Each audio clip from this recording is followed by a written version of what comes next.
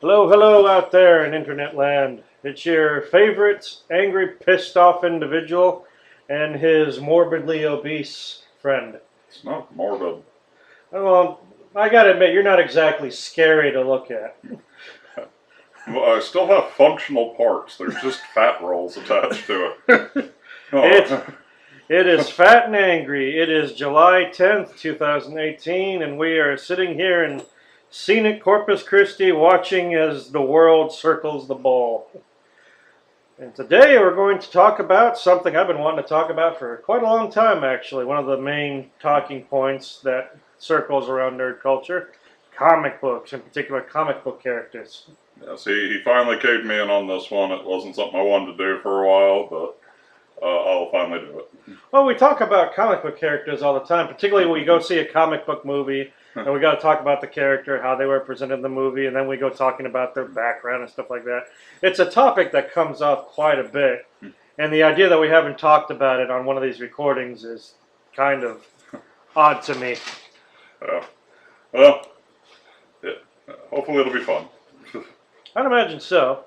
Well, But anyway, the reason we haven't done it for a while is I've been putting it off. So if you're wondering, that's why. Well, Fats has a list of 3 comic book characters that he wants to talk about. And I'm going to make up 3 off the top of my head because I forgot to make the list. But I can probably pick out, in fact, I've already picked out 3 just now. All right. Well, I'll go ahead and kick this party since I came prepared. Ghost Rider.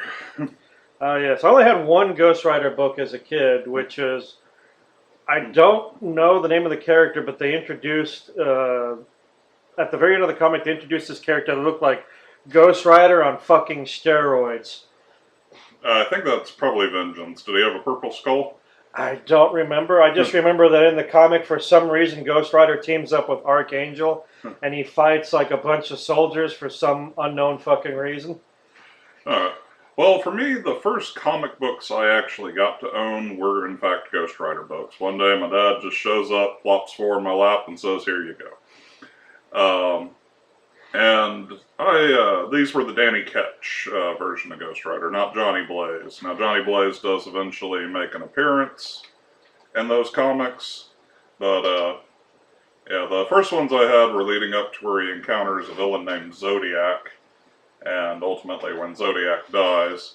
And Zodiac was just a killer, but when he had his mask removed, he had eyeballs all over his face, and there's this one point where Ghost Rider unmasks him, and he says, "Pretty hard to get a fix on A2 for your penitent stare, huh?" You think it'd make it easier? He doesn't have to focus on just, like, he can just pick any fucking pair he wants. But I always thought Ghost Rider was a really neat character. I mean, it's kind of hard not to. You set a skull on fire and have it riding around on a motorcycle. With flaming wheels. Yeah, for a kid, that's basically dinosaur candy.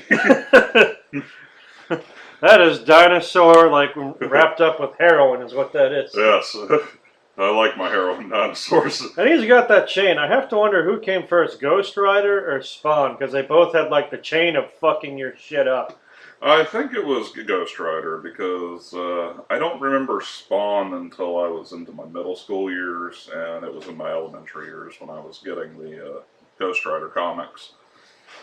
I know that he had the ability. I don't know if that chain regenerated, but I remember in the comic that I had that he's dealing. And towards the end of the comic, he's fighting this dude who's like holed up in a hallway, and he's just in this giant juggernaut-sized mech suit that's just made of guns and shit. And the whole comic, Ghost Rider's getting shot to pieces, but the only thing they're doing is just shooting up his clothing. Keep in mind, he's just a skeleton in a jacket when he's in his Ghost Rider form, so there's no meat to shoot off of his bones. So he keeps firing on Ghost Rider, and he's just shooting more holes to the point where Ghost Rider's almost naked at this point. But Ghost Rider just whips his chain whip at him, and the links separate, and they hit this guy and tear him apart like fucking shotgun pellets. Yeah. Yeah, there were other comics I eventually ended up collecting, but Ghost Rider is where I got to start. I've had a lot of good memories with that one. And I didn't care too much for the Nicolas Cage movies. It had a few fun points to it. I heard the first one was really bad, but I heard the second one did a lot of redeeming. Oh, the second one, Ghost Rider, was a lot darker. There's this one scene where he's about to use his penance stare on this guy, and he's just like paralyzed with fear. And rather than just staring at the guy, he's like hissing at him, and like bringing his skull closer and closer until the guy eventually just erupts into ash. And so it looks a lot more chilling than it did in the first movie. Now in the Agents of S.H.I.E.L.D. TV show, they introduced a new Ghost Rider that drove around in a sports car instead of the typical motorcycle. And he was certainly a fun character. And they did a lot of cool things with him.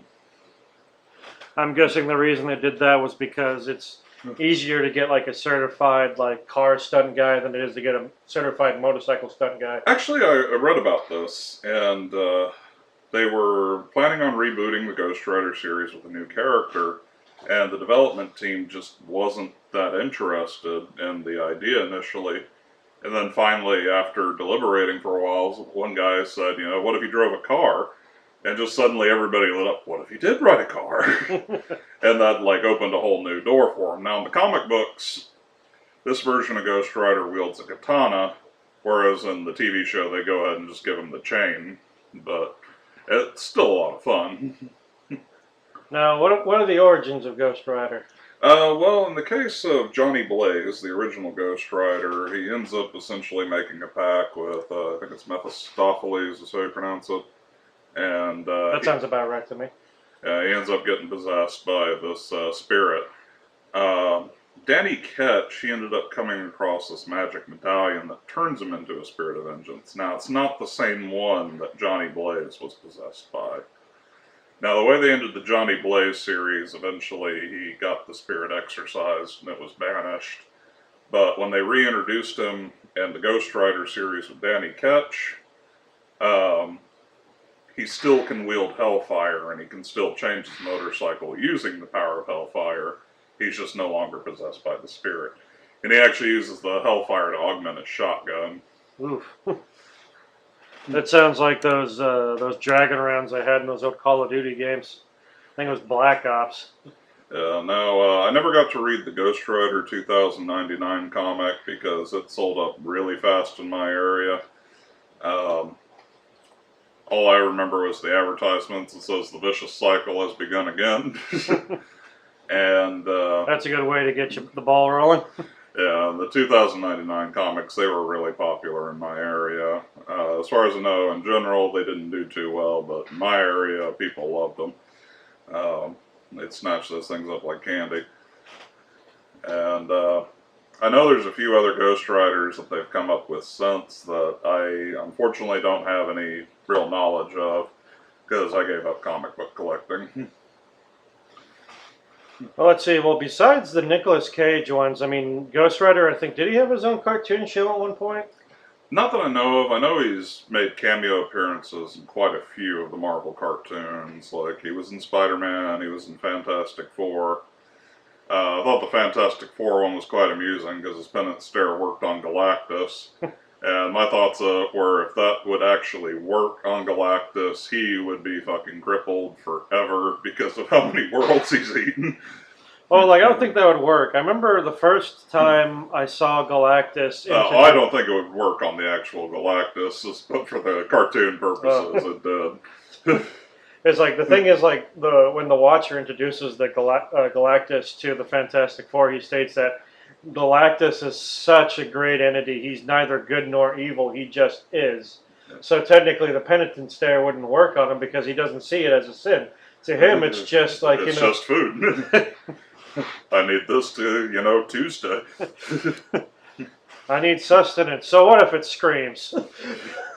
Well, the sustenance only works if it screams, so, it's like... Yeah, it's not that he has to go eating planets. He has to eat planets that have sentient life on it. He can't just go to a planet that's like full of like plants and animals. It's got to have some form of sentient life for whatever stupid fucking reason that is. Yeah. Well, probably like something to do with the power cosmic needing to like reclaim life. I don't know, but yeah, but let's see. Like I said, I only ever saw that one Ghost Rider comic. Now, I would love to see what would happen if Ghost Rider grabbed a hold of Red Skull. Ooh. I don't know if that would work because I'm pretty sure the Red Skull doesn't see anything that he's done as a sin. He's drank deeply of the Kool-Aid, so to speak. That's true. I think he's proud of like all the fucking like sins he's committed. It's like making him relive all of his sins would probably be like, let's roll that beautiful bean footage. It's the Red fucking Skull. I'm going to use your flames to make my popcorn. God, like popcorn popped with hellfire. Do you think that would affect the flavor? It'd probably be like spicy Tabasco. It's sinfully delicious. But it's like caramelized cinnamon. Can't even imagine what that would taste like. Sounds pretty good in my head. And again, I'm fat. Let's see, what else can I say about Ghost Rider? He was in the one Marvel's game, that Marvel, was it Marvel 3? He was in the upgraded version of Marvel vs. Capcom 3. 3. Unfortunately, I haven't gotten to play that one because I would probably main Ghost Rider just because Ghost Rider. I hear he's pretty savage because his chain gives him a lot of area control. Yeah, well, that's why I like Omega Red, so I'll probably like Ghost Rider. It's a shame that Omega Red they kept with like only Marvel vs. Capcom 2. Back when you really had a lot of choices to work with. Yeah. I miss Blackheart. I was really good with him. Yeah, I don't really think they could do Blackheart justice like with a 3D model. I think they could, but... Well, they did Shuma-Gorath, so you might have a point. It's like Shuma-Gorath in like Marvel vs. Capcom 2, he's like all fucking over the place. But let's see, so what else about Ghost Rider? Has he had like any major interactions with like any other comic characters of note that you can remember? Well, he's done quite a few crossovers. I know that much. The books I had never really gotten to the other superheroes. The one that sticks with me the most is there were a total of 5 books that had these black covers. It was from the different series that more or less went with Ghost Rider, like Mobius, the Midnight Suns, things like that.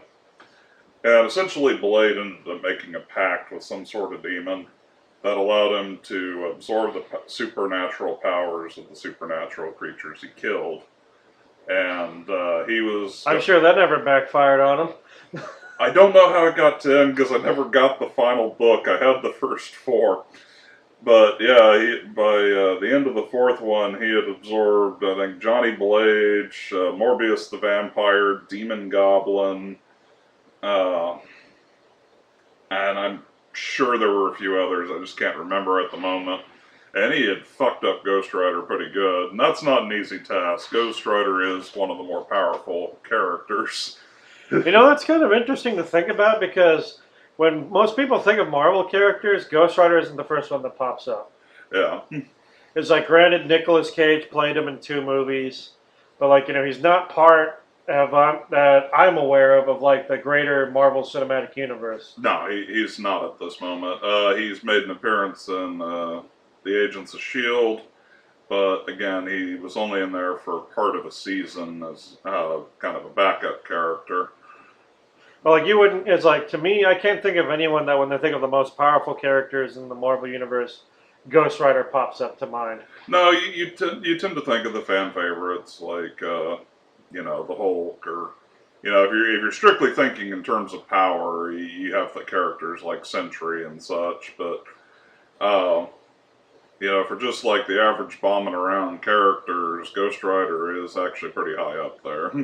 I guess it's because he mostly sticks to like, his own style. Like, there's like a lot of different Marvel characters that stick to their neighborhood, I guess you'd say. Like Spider-Man fucks about in New York. The Fantastic Four, they muck about everywhere. So they've run into a lot of stuff. Same thing with the X-Men. Silver Surfer and Adam Warlock tend to stick with like the more big cosmic baddies. And characters like Blade and Morpheus and Ghost Rider tend to stick with like the more like demonic characters. It's like, yeah, you don't typically see Ghost Rider dealing with the same kind of villains that you would see. The Avengers fuck around with, or like the X-Men and stuff like that. Right, and because of such, you rarely see them do crossovers. Now, I know that he's crossed over with Spider-Man. I know he's crossed over with Daredevil and Punisher. But then again, Spider-Man's also run like into Morbius and Blade as well. At least in the old cartoon from the '90s. Yeah. Well, actually, Morbius was originally one of Spider-Man's villains before he actually got to go off and do his own thing. But again, somebody like the Vulture isn't really Ghost Rider's territory. And Ghost Rider would fucking eat the Vulture and spit out his bones. Yeah, and the villains that Ghost Rider tends to go after, it tends to be like a more personal hunt down for him, almost like the Punisher, where he doesn't really need backup because he's got to go do it himself for whatever reason. All right. Anything else to say about Flaming Head Skull Dude?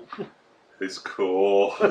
Yeah, it's like there's not really a whole lot to say about him in general because it's like motorcycle with flaming wheels. Dude, leather jacket with spikes with like fuck you up chain and flaming skull head. Enough said. All right, write that check. All right, you did one, so now it's time for me to do one. Like these are off the top of my head, my go-to is going to be my favorite X-Men character of the X-Men franchise, Colossus. And we've been seeing more of him lately, thankfully, due to the Deadpool movies. Yes, and he is done right proper in those. So. I think they play him up a little bit too much like a moral busybody, but at the same time, I like seeing him as that kind of character. Yeah. Now, I've always liked him as God. I can think back all the way to the old X-Men pilot. You remember the one that they never picked up, like the Challenge of the X-Men? Yeah. Like Kitty's Pride or something like that. Or no, the Pride of the X-Men is what they called it. Because whereas later on in the '90s X-Men cartoon on Fox Kids, you'd have Jubilee being the young upstart female, go-getter character, almost like a sidekick character. In this one, it was Kitty Pryde. Yeah. And this was like the older school X-Men. You had Storm and her classic Storm suit, or did she have the mohawk, I think it was?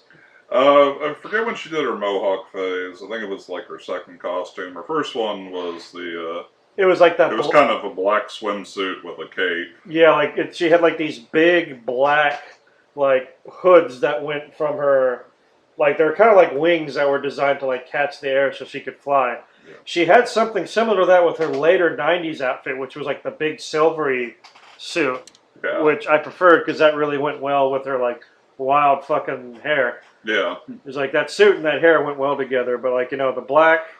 I did enjoy her Mr. T years.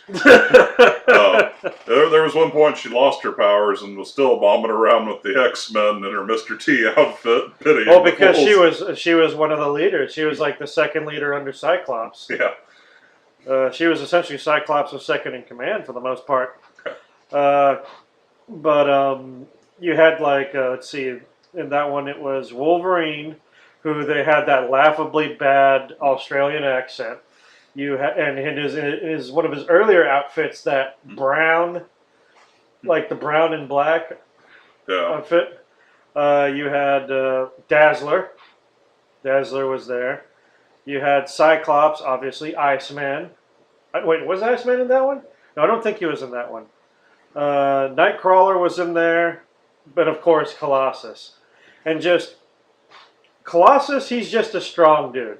And that's kind of like a basic superpower. What's he do? He's strong. It's that's kind of like, basic bit superpower. But the ability to make your body entirely into stainless steel. Yeah, the way he powers up is a lot cooler than just being muscly. Yeah, he's not just a strong guy that is strong and looks strong. It's for one, he's already a big Russian dude. He's a big fucking Russian dude. When he transforms into his Colossus form, he gets even bigger. Yeah. It's he actually gains height and he gets even larger. And just the fact is now he's strong and he's damn hard to hurt because it's how do you hurt something that's made out of like solid stainless steel? Yeah. I remember a common question that, like, me and a lot of my friends have always had is, does Colossus bleed when he's in his metal form? And this is something I've never known because I've never read a comic where he's dealing with somebody strong enough to deal with him. And so I actually ended up looking it up, and it turns out that when he essentially gets ruptured in his metallic form, it's actually like white energy that spews from the wounds. That's interesting. Yeah. It's not like molten steel or anything? No, it's white energy. Wow, that's interesting.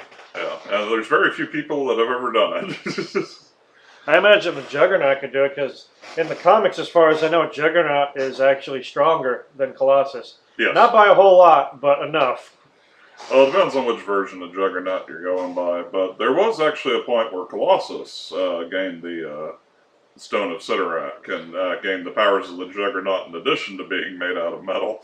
Yeah, we saw that. It was on a video we saw online. God, I wish I could remember it. I may have to go back and cite it and put it in the description of this video. But this guy was talking about apparently Juggernaut had gotten the powers of another like older deity because the Ruby of Sidorak, whatever they call it, it's essentially the physical form of a deity of like ancient Earth that gives power to its avatar. And so Juggernaut had actually managed to get the power of another one, and so he had two. He was essentially two avatars at once. He became like Juggernaut's the rock breaker or something like that, and his mask changed. So instead of having slits for the eyes, it was just like 4 dots over each eye, so you really couldn't see his eyes at all. And then apparently Colossus decided to beseech the Jewel. Was like, look, he's supposed to be your avatar, but he's bombing around with this other god. He's fooling around behind your back. You gonna take that? And Sidorak was like, fuck no. Here, you can be the you can get the powers of the Juggernaut. And so for a while, Colossus became the unstoppable Colossus. Yeah. He got the dome helmet and the crimson bands of Sidorak, and his strength really increased, and he also got Juggernaut's ability, which is to become unstoppable once he gains momentum. God, that'd be a great fight with the Blob. That would break realities. But then they kind of stopped using Colossus because he was just too powerful, and the only times they'd bring him in is when they would depower him temporarily, and eventually he had to give up the power. Because he became like a Superman character. It's like, you can't bring him in because he's just too strong. He can steamroll anything in his way. Yeah. So it means that if you put him into the fight, there's no, it's like, well, we don't have to worry about anything. Yeah, on that note, that is something I would like to point out that I don't like in a lot of the modern comics. It's just the power escalation that it's gone to. At this point, Hulk, there's a comic I heard about where he literally lifts a mountain so the Avengers don't have to take the time to climb over it and just go under it. Why make them that powerful? At that point, that'd have to be stage 3 Hulk at that point. Probably. That's like World Breaker Hulk. Yeah, but regardless of which version of the Hulk it is,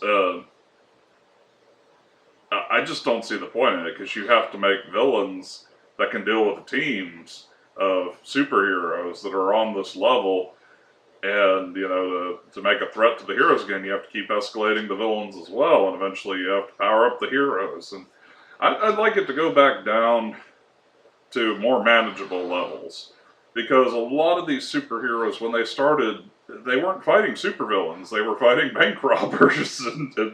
It's like, could you imagine the Hulk, bombing up on, some guy, like robbing a jewelry store? Yeah. And then just grabbing him, and, he doesn't realize just how strong he is. He grabs the guy, and, he just fucking explodes like a party popper. Yeah. I want, every superhero to have to fight the mole people at some point. Because fuck the mole people. Let's just bomb the shit out of the mole people. And for all you mole people sympathizers out there, get off our fan list. Hey, go fuck yourself. The mole man is a scrub and his people are scrub people. There's a reason they live underground, because the sun would not even bother to grace its life-giving light on these fucking things. But yeah, I kind of miss the days when comics were like that because it made it easier to give credible threats to the superheroes, and nowadays they've made them so powerful you just have to go into the realms of ridiculous, and I don't want to read BBC. Like, you want to see Dragon Ball Z, you can go see Dragon Ball Z. It's like you want to see something different. Like, I wonder if they've ever done like a Dragon Ball Z Marvel crossover. Apparently they did an Attack on Titan Marvel crossover at one point. It's like that, the biggest problem for that would be like figuring out the Titan's weakness. Like if you don't know that they can regenerate from anything except like, cutting them on that very particular part on the back of the neck, you could wail on them all day long. It's not going to do you any good. I think Wolverine will solve most of the problems because I don't think any of them are strong enough to bend adamantium. Oh no, but like, it's like also like probably he'd have to keep sharpening his claws because man, their skin's so tough, or their flesh is so tough that it chews through those X-Acto blades that they fucking use. But that's another fucking conversation. Yeah, well, those aren't made out of adamantium either. No, true. But it's funny you mentioned like the power scaling thing. One of the few storylines I read all the way through was the Civil War storyline. I managed to find all of them, and I was reading through them. And in that one, the Thing temporarily left Fantastic Four because he didn't want to choose a side. He didn't want to decide if he was going to be pro-registration or anti-registration. He didn't want to deal with it, so he just fucking left. He ended up going to France and temporarily joining a French superhero team. And ended up fighting like the French equivalent of the Mole Man. Yes! It's like literally this dude who's like yelling at Ben Grimm in French. And he's got like these weird like mole bug minions that like, coming after him. And like Ben Grimm, you just see him like smile, a big rocky smile.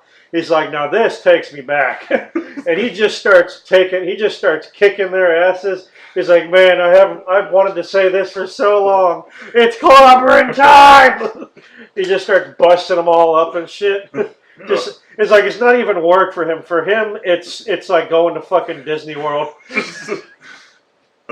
Superhero Disney World. We've got mole men on every ride. But going back to Colossus, I remember... I bet Colossus could fuck up some mole men. Oh, Colossus could tear the fuck out of some mole men. It's like, the Thing is made out of stone, but... There we go. We need a... Fucking Colossus is made out of solid steel. We need a Marvel superhero beat-em-up game where you can play as, like, 50 different Marvel characters of your choice. You just run around the streets beating up mole people. Nothing but mole people. Wasn't that Marvel Ultimate Alliance 1 and 2, though? Not that I know of, but maybe. It's like, I think that was the whole point of those. Like, the second... I'm talking like, a side-scrolling beat-em-up like Double Dragon, but nothing but mole people. Oh, dude, no, man, fuck that. Make it like the old, like, Konami, like, X-Men game, except, like, make it with 50 fucking characters. Yeah. Instead of just the X-Men, the 6 X-Men characters. Yeah, there you go. And all mole people. And, well, they can be the generic enemies, like how the Sentinels are the generic enemies in the original game. Yeah. But Colossus, I remember seeing him in one comic. It was a Psylocke comic. And this was back when I was just breezing through comics. I'd sometimes pop into comic stores, and if I saw something I liked the look of, I would just glance through it. Because if you just sit there and read the whole goddamn thing, you get thrown out on your ear. Yep. It's like, hey, you're going to glance or you're going to buy? Because I understand those guys are trying to run a business, and it's not like you're going to be making bank selling comics. Well, also, there is actually a reason why they do that. They're worried that you're going to mar up the comic while you're reading it. And if it's damaged, they can't sell it. That's probably in there, too. But anyway, so Psylocke, I don't know what she was doing. I think she was trying to get this ring off of Colossus. And, like, she sneaks into his home, and you see Colossus come up, like, wearing only, like Speedos or something. He's like in his underwear. And you just see him get up, and he doesn't look too happy to see Psylocke there. And, oddly enough, because I'd be happy to see Psylocke. And so, like, he's like in his full Colossus form, and he's like twice her fucking size. And like I said, I wasn't exactly reading all there, just glancing through it. And Psylocke just like gives him like a look, pulls up a little tablet from her belt and throws it at him. It's a liquid nitrogen tablet. and he shatters like he's made out of glass. I'm like, oh, well, I guess I just saw Colossus fucking die. That was disappointing. Yeah. That sucked. I remember when I saw Psylocke die for the first time. I was deeply upset about that. Sabretooth ripped her guts out while she was protecting Jubilee. Oof. Because Jubilee made the fucking mistake of using her, like, static bomb to release Sabretooth when he was taunting her. Jubilee made the mistake of being Jubilee. Let's just say what it is. And so, you know, if I didn't hate Jubilee enough already, she got my favorite X-Men killed. And then shortly after that, the Wolverine got his adamantium skeleton yanked out of him by Magneto. So it's like, well, I guess I'm done with X-Men.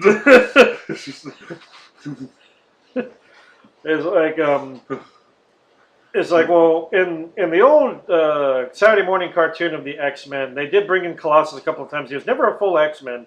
They offered to let him join, but like he turned them down a couple of times. Yeah, I wish they would have kept him full time. He is an awesome character. Yeah, and like in that one, he was just he was raised on good morals. He was a good Russian man who looked out for his little sister and always wanted to do right by her. And he came to America because it was the land of opportunity. And also because like this was the early 90s, so like the Berlin Wall had fallen not that long before. And he was not very fond of communism, or at least the authoritarian government of communism, using the communists like, as a way of propping themselves up. So Yeah. He wasn't no commie sympathizer. He was just Colossus. And they did a really good job. And of course, like they had him going up against like, in the first episode they introduced him, they have him going up against like, one of his old school rivals, Juggernaut. And the first time they introduced Juggernaut into the series as well. Yeah, that's another thing I do like about Colossus. Most of the time when you have like a strong type superhero, they're usually like really cocky and full of themselves, and think they can beat anything because they're so strong. Colossus was always pretty humble and level-headed despite his great strength. Now, I don't know a lot about Colossus from the comics. I'm just going based on like all the media that I'm aware of. Yeah. Because, like, unfortunately, my parents were not too keen on getting me comics. Usually the only comics I had were just like, here's some rando comic from some rando, like, storyline, and you get one. It's like, oh, great. Like, issue 3 out of 6 of, like, Adam Warlock something. It's like, like, this makes absolutely no fucking sense to anyone or anything, because it's out of context. It's like, oh, if you remember from, like, the last issue... No, I fucking don't. I don't have the last issue.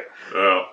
I would sometimes have fun buying, like, grab bags and stuff, but what I would hate about it is, like, I didn't know where to hunt down the remaining issues. And so, you would have these incomplete stories, and I didn't have the kind of money to go, like, cherry-picking my comics. I basically had to buy what was on the shelf. Yeah. And because at the time Marvel was super popular with my fellow age group, if you didn't show up in time to get the comics, you missed out. The comic stores in my area did not back order. It's like you get what you get, and then you can fuck off. Yeah, they didn't care for kids too much, despite that being their money ticket. Yeah, but let's see. Of course, like, you can't talk about Colossus without mentioning him in, like, the Deadpool movies. Yeah. I love, like, the first time you see Colossus in the first Deadpool movie, what's he doing? He's eating cereal. Not just any cereal, he's sitting there eating Fiber One. Now, I love the fact that, because they had Colossus in the second X-Men movie, if I remember correctly. Very briefly. Yeah. He basically shows up, turns to steel, blocks off a couple bullets, and you hear a couple guys go crunch. And then he offers to help Wolverine, and Wolverine says, no, you go help those kids, and Wolverine stays behind. And, like, of course, it's like many of the other characters in that movie, like, he's like a little kid version of himself. He's like, here's 14-year-old Colossus, or 16-year-old Colossus. I would probably put him at 16. He looks... That's one thing I so fucking hate about those, like, live-action X-Men movies. Like, let's take all the characters and let's just make them, like, prepubescent. Yeah, well, or right around puberty. Let's just make them all, like, because Colossus was, like, in his late teens, early 20s, and, like, all the media I've seen him. And some of the media I've seen him, he looks like he's in his 30s. You could say he's probably in his 20s or 30s in the Deadpool movies. Yeah. Well, like, one of the things I wish they would have done with the X-Men movies, is read the fucking comic books for one. Yeah, that helps. Hey, if you're gonna make a movie based on something, here's a tip: actually know a goddamn fucking thing about what it's based on. I remember listening to an interview with some of the actors, and apparently, like, comic books were strictly forbidden on the site, and a lot of them were sneaking comics into their hotel room because they wanted to get into character. You know, it's like, no, if like if your director is like that, you send a producer up there with a couple of key grips and you fuck him up. Yeah. You fuck him up with some pipes. Yeah, I mean, I'm sorry, if you don't want to do these stories, then don't do those characters. Yeah, it's like, you know what? Make up your own fucking like superhero character. It's been done before. It's like, but we want the X-Men money. Then make a fucking X-Men movie. God damn it! Right. Yeah, if you want the X-Men, you do an X-Men story. It's like you gotta fucking commit.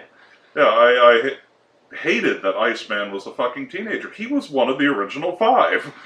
It's like, and they have him as a fucking kid who can make ice cubes. Ooh, I can cool your drink. No, he was one of the strongest fucking X-Men, and he was one of the first. It's like, you know, he could make his body entirely out of ice. As like, I don't know if he did that, like, if he turned his body into ice, or if he just made like ice armor for himself that covered himself from head to toe. Did they ever explain that? I don't know, because like in the very old first versions of Iceman, he was actually covered in snow. Yeah, I don't know if that was like a type of armor, because like, you know, snow is like, you got enough snow, you can like decrease the impact of something. Yeah, I imagine he initially like wore like some kind of armor, and as he got stronger, he was actually able to transmute like the water in his body into ice.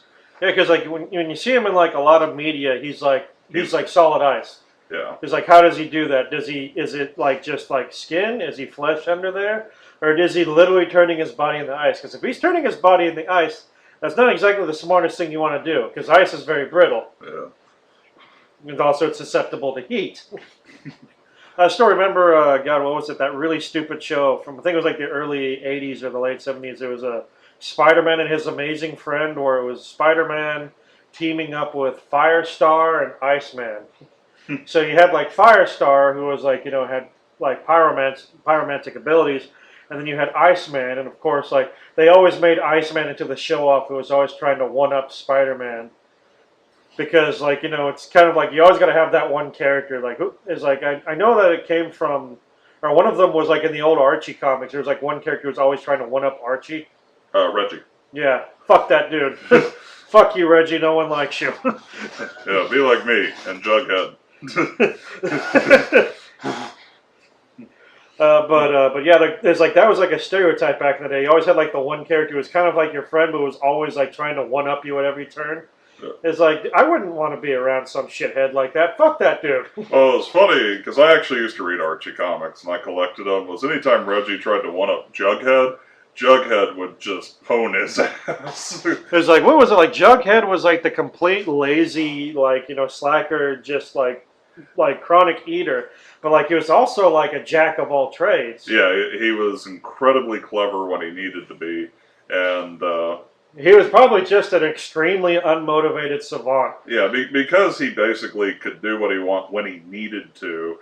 He wasn't really motivated to do much because he didn't need to do it right now. I guess it's like, you know, the kind of sleeping dragon type character, you know. Yeah. But yeah, going back to Colossus, man, we love wandering off the beaten path, don't we? Oh, we're still in the comic territory, at least. Yeah, really. That's something I do like about our conversations. You learn a lot. May not be what you came here for, but you learn a lot. But sometimes we learn from each other. But like, I love that when they did it in Deadpool, you didn't get like some dude turning into Colossus for very brief moments of time to cut back on the special effects. No, they went full whole hog on that. They literally got a dude, and they CG'd him up so that you get Colossus is always on all of the time, and it's so much better that way. Yeah. And it reminds you of like, yeah, I know you haven't... Protein bar, good for bones. Deadpool might try to break yours. Yeah,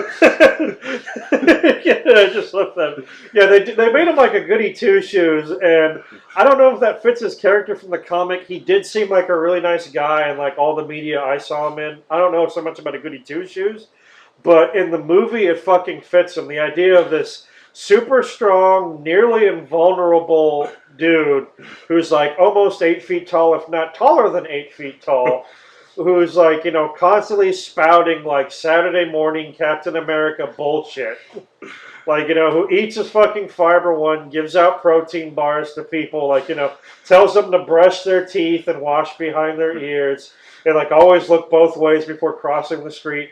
Just like, like fucking like G.I. Joe PSA bullshit that would get really old really fast, but he fucking owns it. Like the second one when Deadpool joins the X-Men, he gives him the like training vest, which God, they will not let him live that down. yeah, it's like Deadpool's already proven his salt as a superhero, but he still has to wear the training vest. No, he's proven his salt as someone who's good at killing people. Yeah, he hasn't proven shit as to being a superhero. Well, okay, he's proven his salt as a combatant. Yeah. He's like, he's very good at killing people, but that's the problem with Deadpool.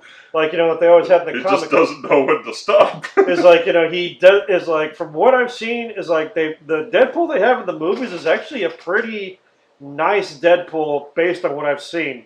I haven't read any Deadpool comics from start to finish, but from the comics that I've seen and the cutouts that I've seen and from what I've read, he is not a hero at all. It's like Wolverine is more of a hero than Deadpool is. Deadpool will take innocent people as hostages or use them as meat shields. He will just grab some poor ass woman off the street and use her as a shield to protect himself if he thinks he's going to get hit with something that's going to take him a long time to regenerate. He will shoot people that he doesn't even know that aren't bad guys just for petty reasons. I've seen him blow someone's fucking head off with his Desert Eagle pistol just because he didn't agree with what he said about movies. Yeah, I remember that one. It was about the Star Wars. He says he thought, like, the episode 1 Star Wars was a good movie.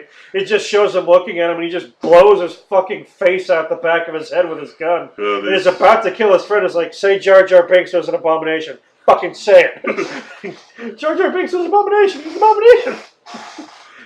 I remember there was a Spider-Man cartoon I was watching. I don't remember which series, but Deadpool saying we need to K-word them, and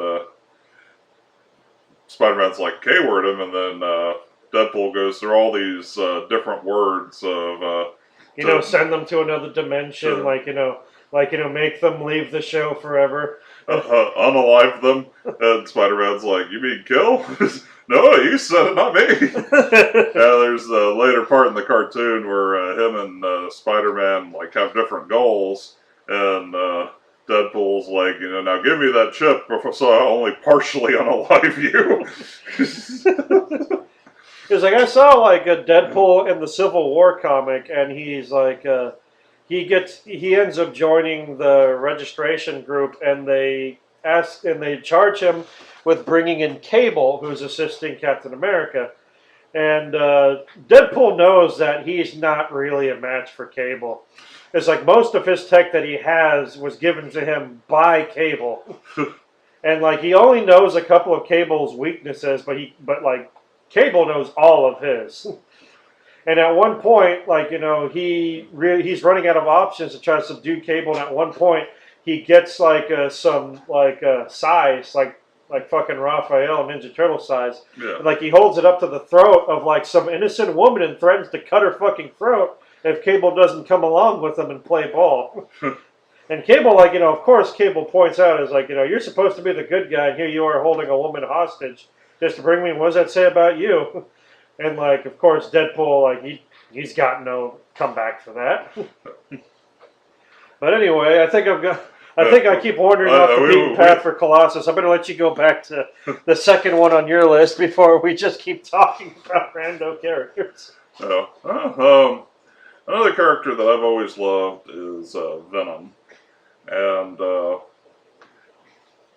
I know there's quite a few changes that have been made to Venom, and when you talk about Venom, you have to exemplify what Venom are you talking about. Yeah, there's multiple people who've had the suit.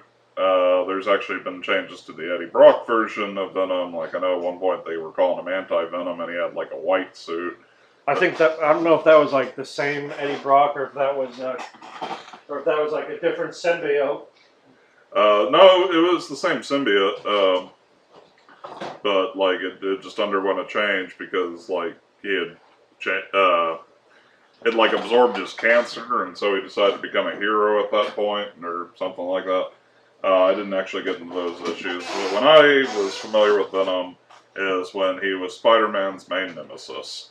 And, like when he was a fucking bad guy, and like, you know, was about as bad as they fucking come in Spider-Man's case.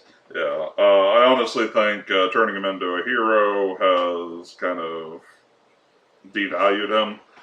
I would have been fine with him just like deciding to retire as a villain and not, you know, do it anymore. Him being a hero, it's kind of weak sauce to me. The only time it makes sense is when he has a common goal. Like, he's not a hero, but like he's assisting Spider-Man just because they have a common enemy. It's like, I'll kill you later, but right now I have more important things to do. Yeah, like during the Maximum Carnage series, you know, he wanted to put Carnage down, and you know, Carnage was a great villain too, and you can kind of think of him as an extension of Venom, along with some of the children from like separation anxiety. Scream is the only one I was familiar with, but I know there was like 5 others, and those were certainly some fun comics. Carnage, he had teamed up with Shriek, Carrion, Demon Goblin, and Doppelganger, and just fucking wrecked hell on the Marvel Universe for 12 issues. Yeah, from what I read, they went on a fucking full-on killing spree in New York. Yeah. They turned into their personal murder playground. Yeah, well, one of the things that made it so bad was Shriek. She can invoke insanity with her screams, and she basically just went megaphone and fucking turned all of New York into rioters. So the superheroes had to deal with the people as much as they could. Didn't get as much of a chance to deal with the actual villains because there was just a small pocket of them going on a murder spree. But I remember really well the final issue where Spider-Man has the sonic gun from the Fantastic Four, and he's sitting there spraying it on both Carnage and Venom is basically holding Carnage down, and he's telling, all right, Spider-Man, keep it going, my suit's stronger than his, you can kill his. And once it's done, Spider-Man's still got the beam on him. He's like, no, hey, we're done. You can quit that. And they're like, you know, sorry, Eddie, I'm done with this. No more. I've had enough with all of your bullshit. Another great moment I remember, at least for me, I don't know if you're familiar with the Scarlet Spider, but he's his real name is Ben Reilly, and he's like supposed to be the clone of Spider-Man or something like that. No, I'm not familiar with him. Well, at one point, he's trying to prove to himself that he's worthy of holding the Spider-Man mantle, and to do that, he decides he's going to go take out Venom. Oh yeah, it's like, you know, I want to be as good as Spider-Man, so I'm going to go take out Venom. Great, you're going to try to take out the one guy that's like specifically designed to kill the fuck out of Spider-Man, and that Spider-Man's never been able to fully beat without a lot of assistance. Yeah, you go do that, kid. Yeah, well, he did manage to beat Venom in a fight, and then, like, the symbiote tries to take over him, and he manages to willpower the symbiote off of him, but, of course, it goes crawling back to Venom, and they bomb out of there. But I still thought it was a really cool moment in the comic, but when he manages to fight it off with willpower, which is something Peter Parker probably couldn't do at that point. Well, let's go back to, like, the actual introduction of Venom. From what I understand, Venom was first introduced as the symbiote suit. Like, it was during the Secret Wars, I think. Yeah, Spider-Man's suit gets, like, damaged beyond repair, and he ends up finding the black suit.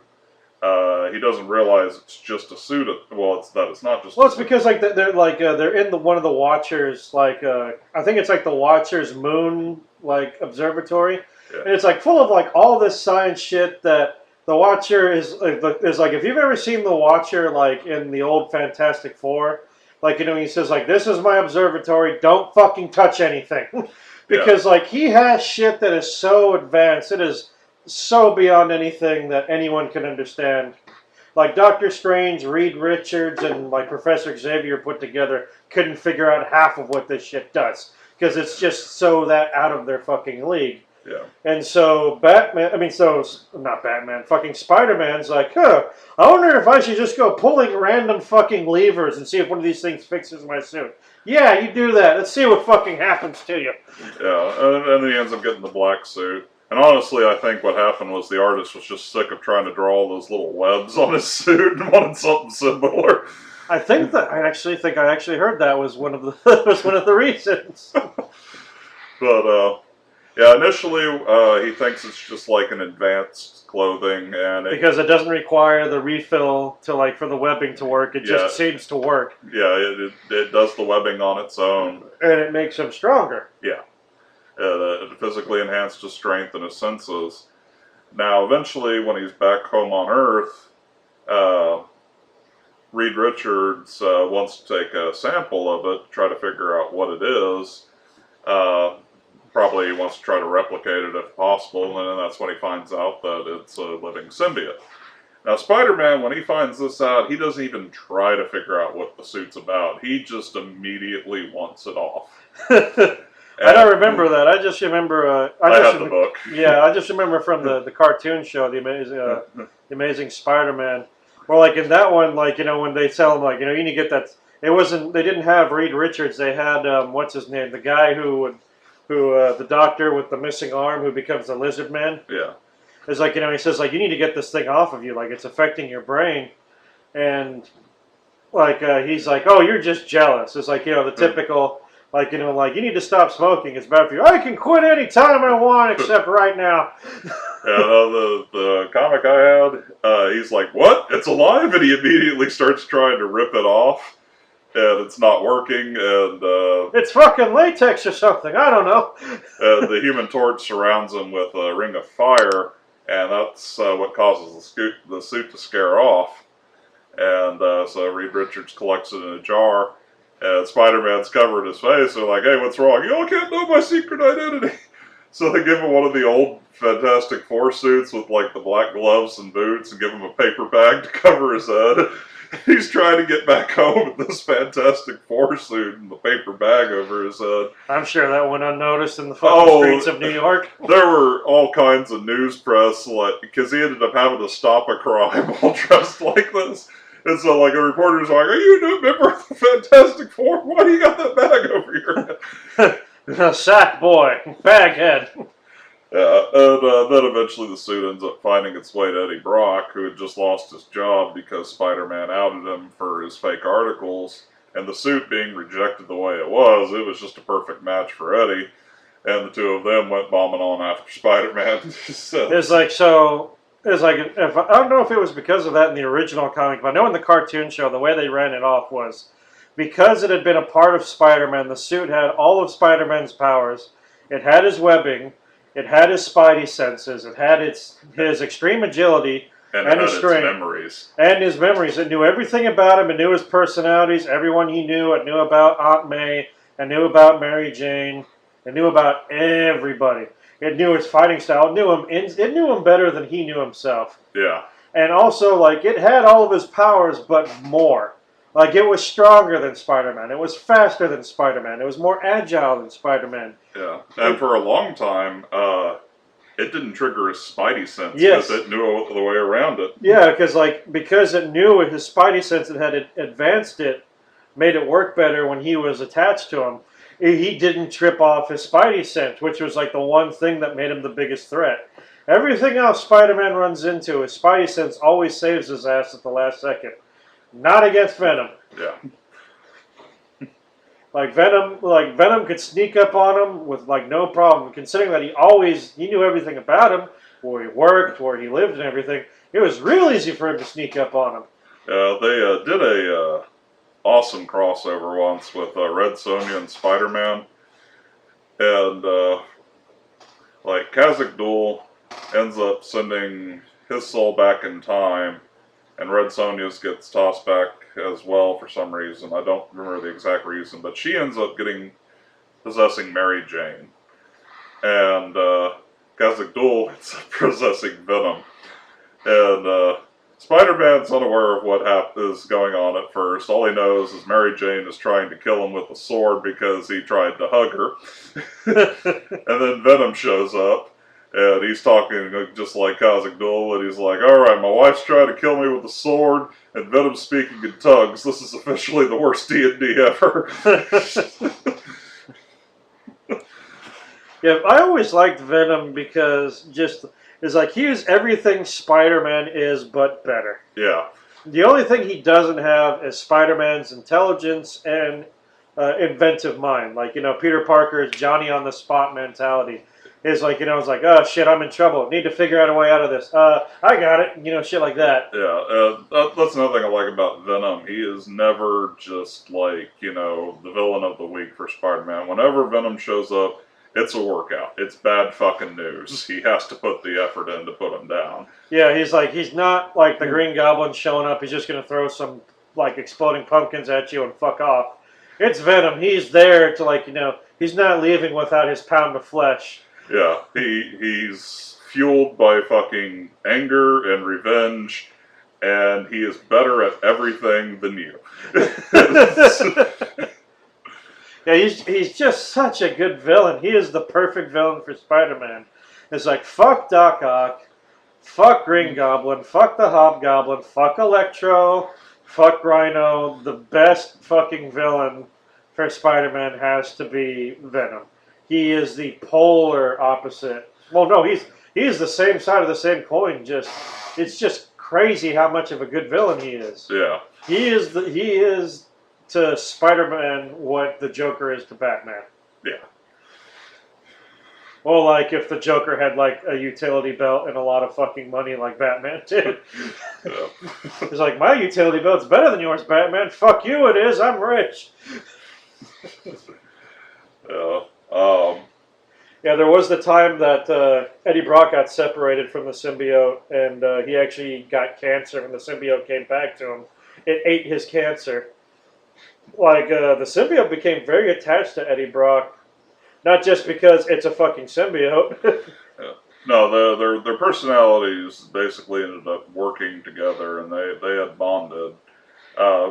Like, whenever you see Venom talk, he in his symbiote form, he always refers to himself as we, because he thinks of himself as a unified being. It's like, it's not like I don't need you, it's we don't need you. Yeah. And like, God, the way they had him in Marvel vs. Capcom 2, the way, like, he, like, some of his attacks are, like, pretty fucking sick. The way he's, like, because of the symbiote suit is alive, it can mold itself however it wants. Like, sometimes you will see him just mold himself into a giant, angry, pissed off mouth with teeth. Yeah, I love that Venom splash move where he just basically turns into a puddle of fucking teeth. It's... And just, like, hurls himself at you, like... It's like, I don't know what it is, but it's big and pissed off, whatever it is. Yeah. It's like something from like the Thing over here trying to eat me. And like I didn't see a lot of stuff like that, like when they originally introduced Venom, but. Well, no, initially he didn't demonstrate that morphing as much, but after he fought with Carnage, he realized his suit was capable of doing more things, because if Carnage can do it, so can he. It's like, that's the thing about Venom, like, he's also, like, indirectly responsible for a lot of Spider-Man's headaches. Shit like, like the other symbiotes spawning off of him, like, Carnage, and of course, like, the other ones that were responsible for separation anxiety. Yeah. Of course, in those cases, Venom did go through the trouble of murder fucking all of his children. He was not having them. And I remember reading somewhere, this may be with like one of the renditions, I don't know if it's like the original or one of the later renditions of Venom, but something that his race of symbiotes, the reason that he was in the Watchers, containment unit, was that he was an abnormality. He was a rogue symbiote. Apparently he came from a society of symbiotes that apparently would attach themselves to organisms and then consume the organism before moving on. And he was an aberration because he would find an organism to symbiote with, or to combine with, and he would actually make them bigger and stronger to enhance his survivability. He didn't just consume them, he learned to work with them. And the other symbiotes saw him, like, because the symbiotes reproduce asexually, which is how you get Carnage and the other ones. Yeah. So like they saw him as an aberration, as a virus. It's like, he will pollute our race with these aberrations, and so they banished him in an attempt to confine him. And that's when he got picked up by the Watcher who was observing him, and that's when like Spider-Man stumbled onto him. Yeah, I've heard about that, but I haven't actually seen the comics to confirm that. But I do know that his suit is supposed to be unique amongst that particular race. Yeah, so like if it's a symbiote that comes from anything other than Venom or one of Venom's own offspring, they would be detrimental. They would like essentially consume their host eventually. Yeah, now I remember seeing a picture where they're actually talking about the home world where these things come from, and it shows like a whole bunch of animals with like these black and white markings. Basically, everything looks like an orca in the shape of a different animal, which kind of makes Venom's children weird because they're all different colors. Like you have Carnage, who's red and black. Scream, which she was yellow and red. I don't know the names of the others, but I saw one that was green, one that was gray, one that was kind of like a maroon pink color.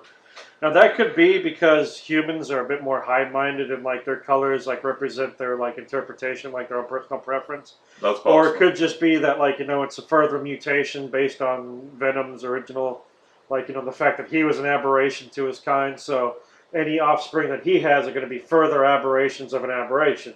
That's possible too. Now I know in Carnage's case, part of the reason he's red is the symbiote actually like fused with his blood, and so it actually hides in his blood. And so even if you physically kill the suit outside of him, it's still in his blood, and if he gets cut, it leaks out and can reform, which is actually how he comes back after the maximum Carnage. Yeah, the idea of Carnage is just bad news because like you got Venom who's already like he's got no scruples about killing people. He goes for what he goes for. Carnage was attached itself to a complete psychopath. Yeah, psychopath, like a mass murdering serial killer, like who just loved, and which explains why when Carnage goes to town, he starts manifesting spears and swords and knives and axes and claws.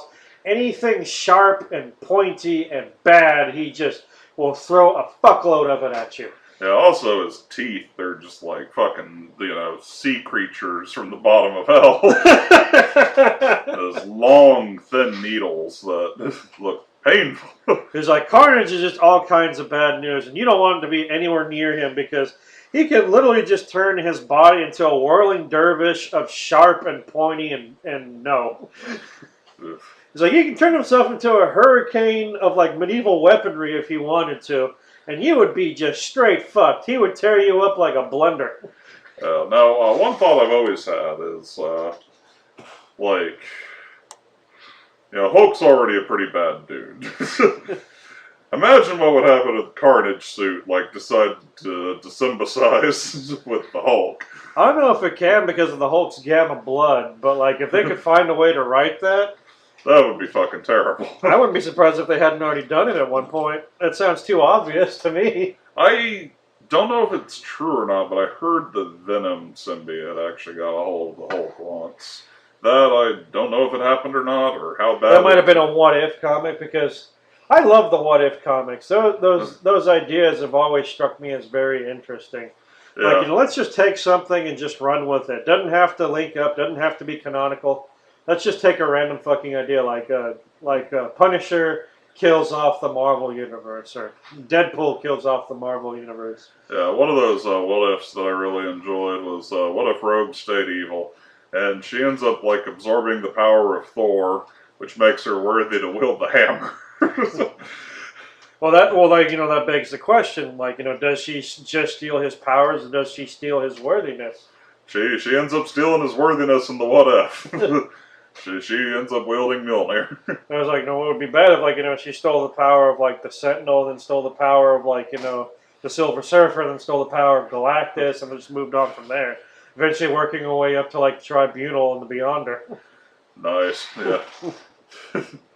All right, let's go back to mine. All Unless right. you got anything else to say about Venom. He's cool. All right, let's go back to mine. It's number 2, somewhat based off of Colossus. Let's go with Juggernaut, one of my favorite villains of the Marvel Universe. One of my favorite X-Men villains, at the very least. Juggernaut is pretty boss. It's like we talked about him, and That's another character that, you know, he's never just like a scrub. When he shows up, the X-Men got to put in the effort. yeah, no, I actually got to read the original. I was over at Barnes and Nobles, and I was just kicking back and wasting time. And I picked up like this book that had like the Essential X-Men, and it was like a bunch of the original comics, like, you know, written by Stan Lee. And there's one thing I learned about Stan Lee is that back in the day, he was not good at writing.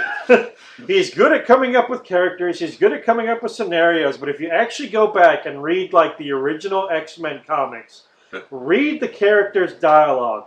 It is garbage. Oh yeah, that's something. It is trash. And it's something he'll admit to. He's a great ideas man, and he is definitely brought me tons of joy. But yeah, he's.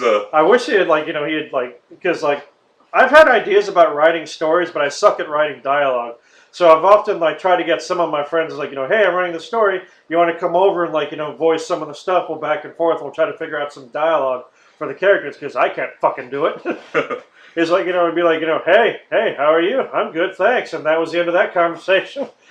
And so, like, you know, get someone that can do that. If not someone to write, at least someone like to bounce ideas off of so that the talking sounds more general. In that one, all of the male characters sound exactly the same. They all talk exactly the same.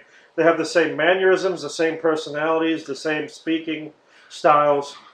And the only ones that are different are the women, and they also have like the same thing. I am woman, I must cook pie now. Well, it was back in the day, so there was a lot of that. Hello, Madam Female Hero. Why don't you make us superheroes a nice casserole for defeating the bad guy? All right, please don't have any bad guys while I bake this casserole in my short skirt. Yeah, you're talking about Marvel Girl. Yeah, she was part of the original X-Men, but when they first introduced Juggernaut, and that one he's not red, he's actually gray. Yeah. Which I thought was kind of weird, and he's not really all that big. He's slightly taller than... He looked like he was about like maybe 7 foot, at most 7'5". He ain't no 8 foot tall, and he ain't no like 10 fucking foot Juggernaut like we know today. Yeah, he certainly wasn't the brick shape that he is either. I remember some of the earlier comics when he first had his red costume, and, you know, he wasn't like, you know, the full-on brick that we know and love today. It was like, you know, it's like, man, in those those original comics, he just looks like a funny-looking dude with like a rounded helmet. Nowadays, it's like, is that building? That looks like an angry building running at me. Yeah, I remember in the old X-Men arcade game, when you actually do fight the Juggernaut and he comes out with a bazooka, it's like, and he's so skinny, he's not much bigger than the Sentinels. It's like, well, for one, Juggernaut don't need no fucking bazooka. If he wants a ranged weapon, he will pick up a bit of whatever's around and he will hook it at you. He will procure on sight. And it will hit harder than a fucking bazooka. It's like, well, what happened? Well, we took his bazooka away, and what happened? He threw a building at me. Really hurt. Like, he can throw a can of soup at you, and it'll fucking hurt. He will throw a can of soup at you at like 800 feet per second. That'd be funny. It was just like break the sound barrier and like atomize your fucking skull into a fine mist. Have a belt of Bush's baked beans. Throwing like a bandolier of just random cans. Right. Stole a food truck. When he runs out of shit in the food truck, he just throws the truck. But yeah, like in the original comic, like some of the defenses is like, God, it's like, you want to talk about some bullshit. It's like, we took some electrical cable and threw it in a trench, and when we turn the cable on, it creates a force field. No, it does not. That is not how force fields work. Like, they put some grenades in just like PVC tubes, and like the grenades suddenly like pull their own pins and launch into the air in front of them and blow up. Of course, that doesn't do anything either. And like, God, I forget what the third thing was, but like nothing stops him. He's just slowly trudging through all these things. And like eventually, like just to tell you just how weak he was when he originally showed up, like he actually gets knocked onto his back when he gets football tackled by Beast, who at this point was just a dude with really big feet and hands who was was acrobatic. Like this was before he tried to cure his mutant disease and turned himself into a blue hairy monster. But it's like he gets football tackled by Beast, Cyclops, and Angel, and they manage to knock Juggernaut onto his back. It's like you try that nowadays. Yeah, you're gonna need like Colossus, Thor, and probably the Blob. It's like, it's like you could have Colossus, you could have 3 Colossus like run into his stomach, and that would just piss him off. Yeah. But like, God, Juggernaut is like the later variations of Juggernaut I really liked. It's like not so much as earlier ones, because there he's just such a generic villain. He's just angry at Charles because he's a stepbrother who just doesn't like Charles, and for some reason blames Charles for everything. He's like, dude, you're the fucking Juggernaut. Move the fuck on. He's in a wheelchair. He's got enough problems. It's like homeboy isn't exactly running around, And it shows like, how Charles is like honestly trying to be like the best brother he could be to his stepbrother. And like, his stepbrother just hated him for it and blames him for everything. It's like, he's just got a neuroses. I much prefer the way they did him in the cartoon series. I don't know how much of that they got from the comic. But if those of you who never saw the Uncanny X-Men in the cartoon, when they introduced Juggernaut in the same episode they introduced Colossus, he's just a bully. Yeah, I'm sure most of you will be at least familiar with the Juggernaut bitch meme, though it's just taken from that cartoon. It's like, oh no, I'm the Juggernaut bitch. That's from like X-Men 3, I think. Well, they did that because of the meme. The meme did come first. Oh. I actually wasn't aware of that. I thought that thing started with like that bullshit movie where they really fucked up the Juggernaut. That wasn't the Juggernaut. That was Jugnaut. Jugnauts. It's like, no, it's like, you want to do the Juggernaut? I like the way they did him in Deadpool 2. It's like, spoiler alert, people, you guys who haven't seen, by the time I post this, Deadpool 2 might actually already be out on DVD, so... Yeah, besides that, I think probably enough people have been told by now. Yeah, they did a good job hiding that up to the point. We went into the movies expecting Cable to be the big bad. Yeah. Or at least like the kid that he's trying to stop, Fire Fist. Yeah. It's like, we had no idea going in there that the final boss, so to speak, was going to be Juggernaut. Yeah. And they did him right. Yeah, now, Angry here, he actually realized it before I did that Juggernaut was going to show up because Black Tom was in there. I forgot how close they were in the comic books, as friends. So, Black Tom just kind of, like, went over my head. And then when I see the fucking Juggernaut's fist, I get, like, a nerd erection and shit myself in the popcorn. And, well, it's like, because like when they showed Black Tom there, and they made reference like, there's always like, the biggest, baddest guy, and they show the big door on the bottom is like that. If that isn't Juggernaut, then that's a missed opportunity. Yeah. And then when they show Juggernaut, it's like, that's fucking Juggernaut. And done right.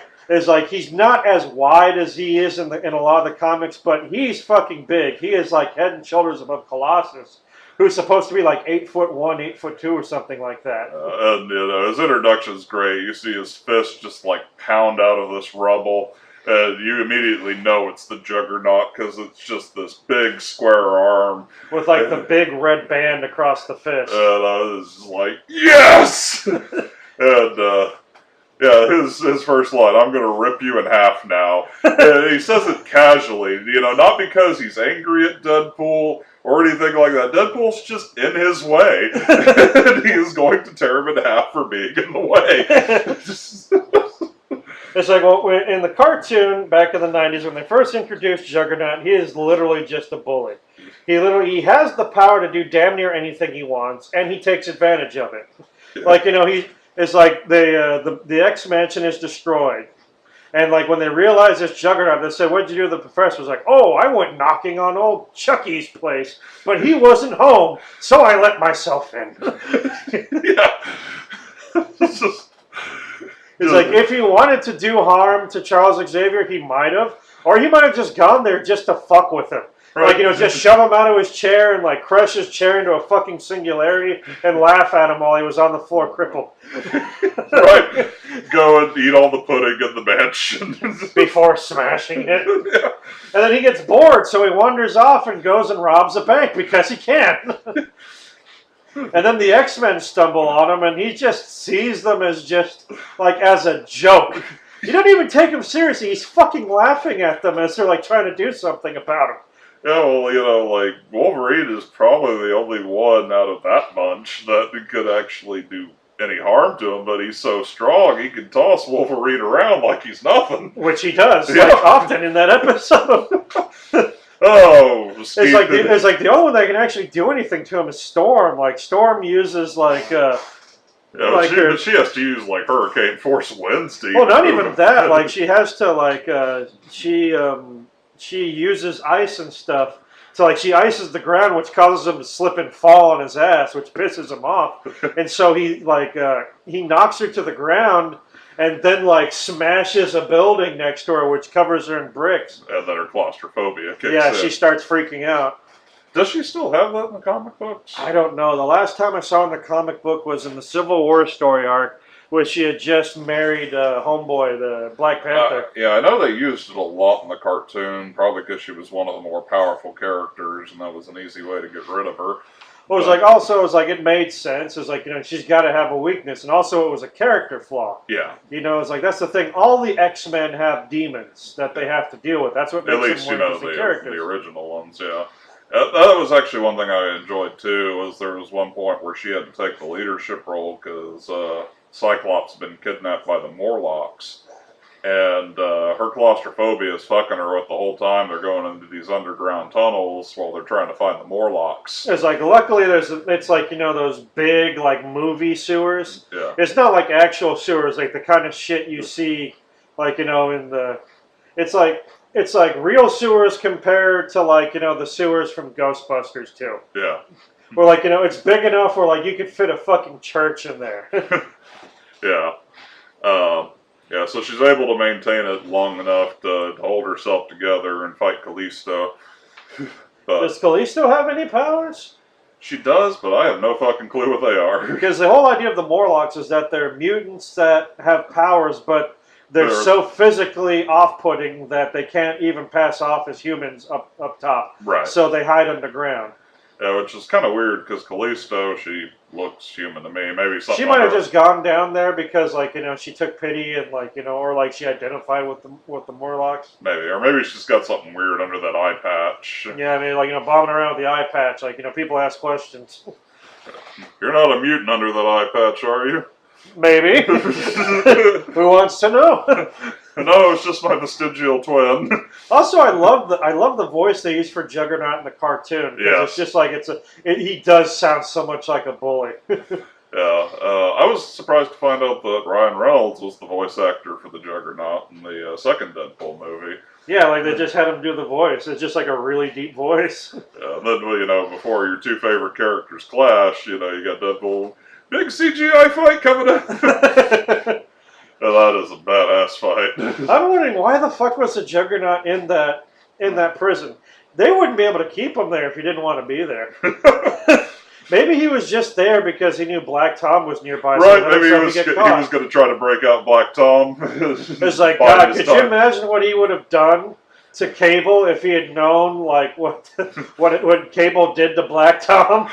He would have turned Cable inside out over the course of a week. He would have torn off his augmented arm and shoved it up his ass and pulled it out through his mouth. that fucking bear in front of him. It's like, man. Well, they didn't establish if they knew each other, like, in this continuity. Granted, like, the movies aren't 100% accurate with the comics. Yeah, but they're damn better than those X-Men movies. Fuck yeah, they are. You got a proper Colossus and a proper Juggernaut. But, like, I like later on in the series when they go into the Phoenix Saga, like, you have Black Tom is working with the Shi'ar Empire, and, like, Juggernaut's acting as his muscle. I like, what was it, Red something, I forget his name. Red Torg or something like that. He's this one guy who's working for the Shi'ar. I'm not sure. I have the series. We can watch it sometime. He's like this one dude who's like all in red, and he's like this backstabbing, conniving little shit that works for the Shi'ar Empress, while the true Empress is like on the run, and like he tries to double cross Black Tom, and Juggernaut just picks him up, and he's like, where do you think you're going, Bucko? And he's like, I'll pay you your just due. And he tries shooting the Juggernaut, and it's like, oh, are you trying to tickle me? Pay the man, or else I'll squeeze the money out from your ears. He just starts squeezing on this guy's ribs. You can hear the bones cracking. He's like, I don't care how fucking strong you are. You don't fuck with the Juggernaut. At least until Gladiator shows up. Yeah. Gladiator fucks with the Juggernaut. Yeah, well, And man, that's such a great scene. It's like when they first introduced Gladiator, he just picks up Juggernaut and chucks well, not him. even that. It's like like Gladiator comes down, Juggernaut sees like some big blue asshole with a mohawk. He's like, and who do you think you are? He throws a punch at him, and Gladiator just grabs his fist. I love like Juggernaut just, huh? And the next thing he knows, he's getting swung around, and then he gets thrown off of Mere Island onto the mainland. No, he gets thrown off Mere Island into Ireland. Throws him across the freaking sea into the actual mainland Ireland. I love the look on Rogue's face when that happens too, because she's the strongest X-Men at that point, and she's no match for the Juggernaut. Yeah, the Juggernaut is physically much stronger than her. So she knows she's got no chance against whoever the fuck just showed up. Now, I do remember one time that Juggernaut was really badly humbled was when Onslaught first arrived.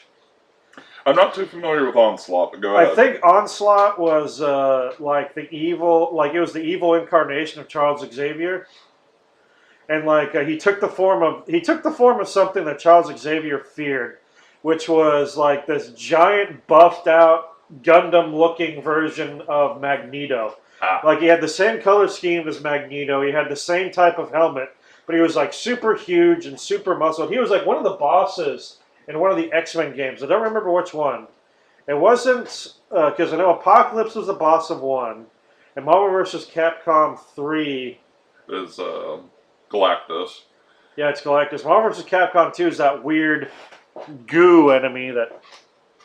I don't know if he was either the enemy in I think it was Marvel versus Street Fighter versus Marvel. No, X-Men versus Street Fighter. That's the one. I think he's the main enemy in that one. Okay. But supposedly it's like all of Charles Xavier's like massive mental energy and all of his evil side, all of like, the power that he holds back constantly on a daily basis, given physical form. And then amplified. And so apparently Juggernaut came across Onslaught in Canada, and Onslaught punched him so hard that he got launched out of Canada and landed in downtown Manhattan. Jeez. And when he landed, he was knocked the fuck unconscious. Not easy to do. Now, the thing is I haven't even talked about Juggernaut's actual powers, believe it or not. Juggernaut, he's super strong. He's stronger than Colossus. He's stronger than Rogue. But that's not his main power. Juggernaut doesn't get his powers from being a mutant because he's not a mutant, and he takes offense to that. Yeah. You call him a mutant, and he will probably like tear you in half. He gets his powers from the magical gem of Antioch. I thought it was Sidorak. Yeah, Sidorak. I'm sorry. Where the fuck did I get Antioch from? Antioch is Monty Python. Oh, I'm sorry.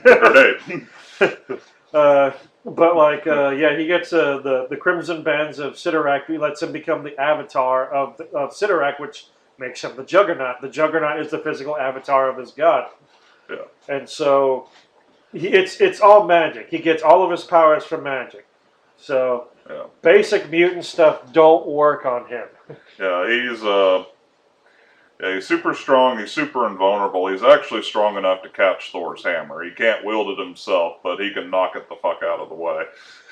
Which is surprising, because his vulnerability does have limits. Like I said, he got hit by Onslaught and he got knocked unconscious. Now, generally he's very difficult to hurt. Like, punching, stabbing, shooting, most of the stuff doesn't work. Now, if for some reason, and this is something that they don't really cover a lot, but if for some reason he gets hit by something that even he can't shrug off, his the magic gem, the bands, essentially automatically throw up a force field that protects him from everything.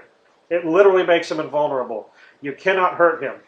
You can knock him around, Yeah. but it's like an invulnerable bubble. And it doesn't. It only pops up when he's getting hit with something he wouldn't normally be able to withstand. Like if the Hulk was throwing a temper tantrum. Yeah, like I think I remember reading a comic on Spider-Man, and they were talking, and not the comic. It was a book on Spider-Man, like the Ultimate Guide to Spider-Man, and it was talking about one of the times that Spider-Man ran afoul of Colossus. I mean, of Juggernaut, because Juggernaut fucked around with Spider-Man a couple of times. Yeah. He'll fuck with whoever gets in his way with him juggernauting. And like Spider-Man managed to drive like a gas truck into Juggernaut. Like he set it up, used his webbing to lock the pedal down and like the steering in place, and Twice. it just goes in the Juggernaut, and it shows like the little known, one of the few times they actually show it in the comic, when the truck hits him and explodes, you can actually see the bubble forming around Juggernaut. And they actually pointed it out in this guide. It says like it was a zoom in of that one panel, and it just shows, because it's like a black and white, because you just see the explosion. So like it causes Juggernaut to get silhouetted, and you see like the bubble forming over his front side where he's getting hit, which allows him to keep going when the explosion finally ends. Nice. And so also essentially how Spider-Man defeated him in this case was he lured Juggernaut into a building where they were pouring the foundation, and he sunk into the concrete down to the bottom when they were pouring the foundation.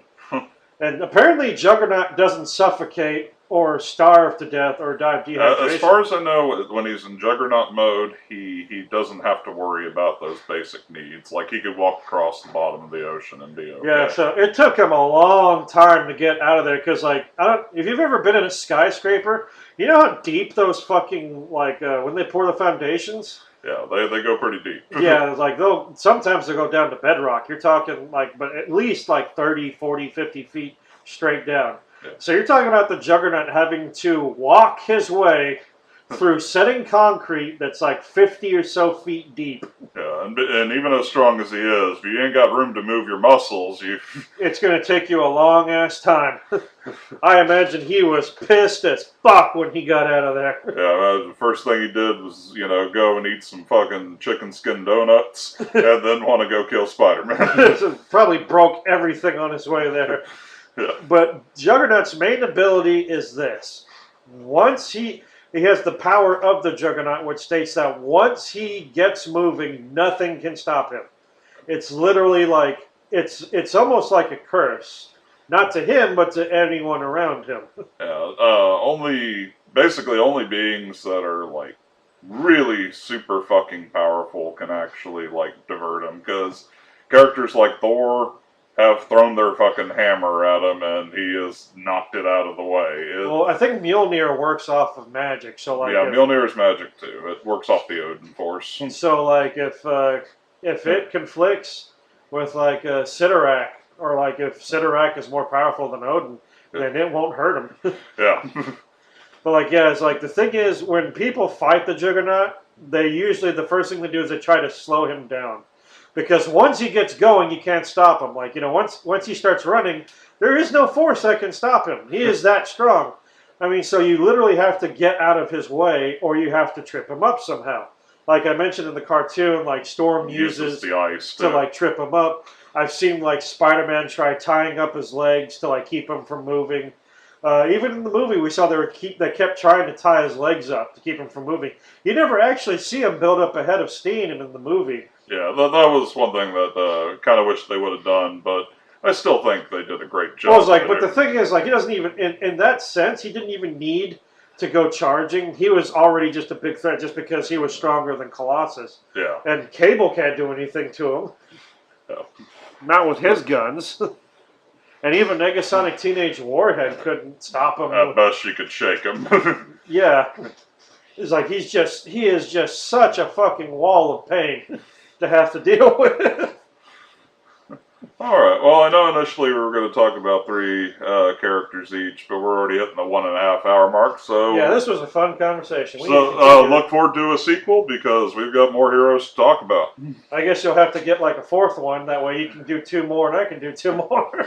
Sounds good to me. Till they get to the 3rd one. Anyway, for all you guys out there in internet land, thank you for listening. Hope you made it this long. We will see you next time on the next Fat and Angry. Signing out.